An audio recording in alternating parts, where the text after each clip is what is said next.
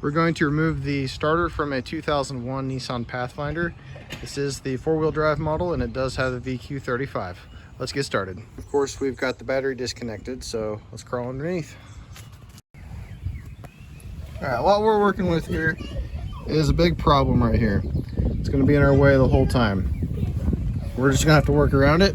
You can see right here is the starter. It is held in with two bolts, one right here and one right here. We'll have to get up way up in there at the top part of the starter and disconnect one of the wires. So let's begin by getting this wire out of our way. It'll just make things easier to reach up there.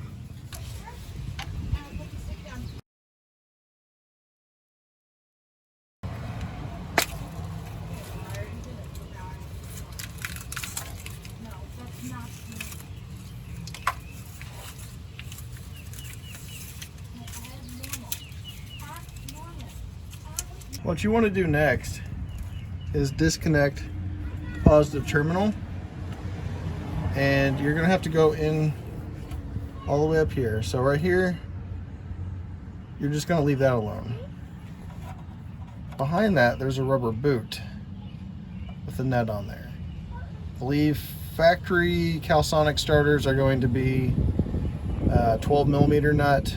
However, if you're on an aftermarket one, who knows what it could be. Just be careful, make sure you got the right socket or wrench on there, and get that out. So this boot's going to be a big pain in the butt, so if it's all oily, greasy, just hit it with some brake cleaner, wipe it down real good. You're gonna have to be holding this back the whole entire time while you get a wrench on that. You probably want to use a ratcheting wrench, and it's going to take you a while to get that out.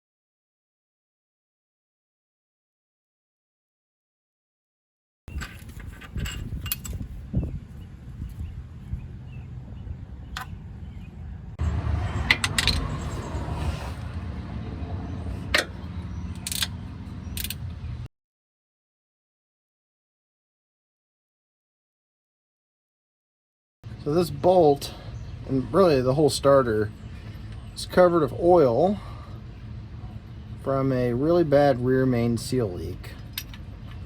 I'll have to address this some other time. And it's also saturated in coolant. There's a coolant leak somewhere. I suspect that's probably the crossover pipe on the back of the engine. All right, at this point, we have the bolts removed, we have the wire harness removed. Right here, there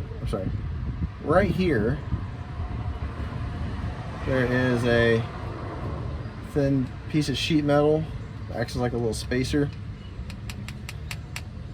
Make sure you keep track of the orientation of that, but we're going to go ahead and try our best to work the starter out now.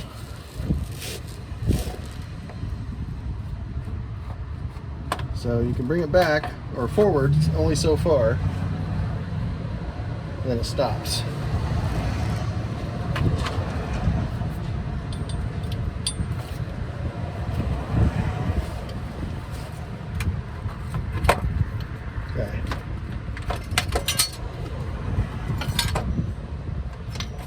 spacer.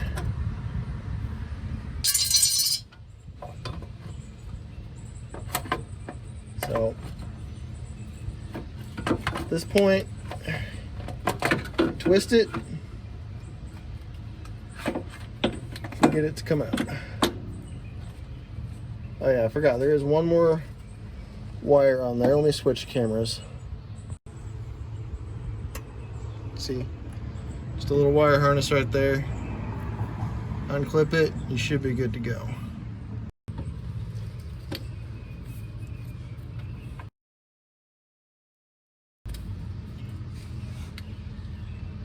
There you have it. Installation is going to be the opposite of removal. So just to refresh you, the longer of the two bolts is the top bolt for the starter. This is your bottom bolt. This, how it orients, is like so.